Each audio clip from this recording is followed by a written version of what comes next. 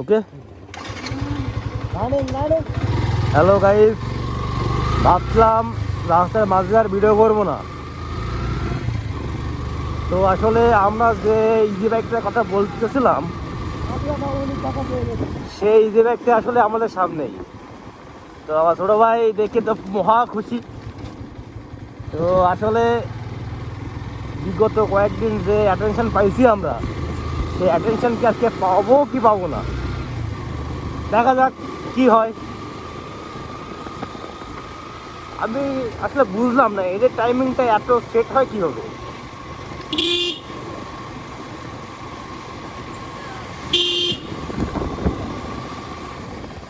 না, আমরা যখন সাথে যাবো যাওয়াই না কেন, এদের সাথে আমাদের দেখা হবেই হবে।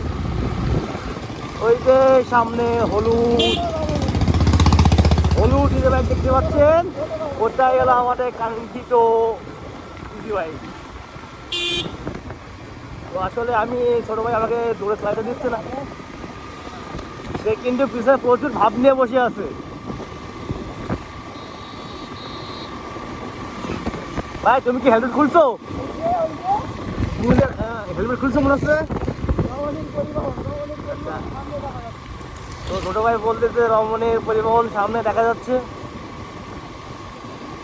তো আমরা যাবো আস্তে আস্তে। আসলে ভাই কিছু তো একটা আছে, না হইলে আমরা যে কয়বারে আজকে যাই না কেন দেখা হয়ে যাবে সমস্যাটা।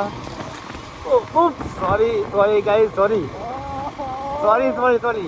আসলে আমরা যে উদ্দেশ্য নিয়ে ভিডিওটা অন করছিলাম ভাই, এত কিছু আমরা ভুলছিলাম।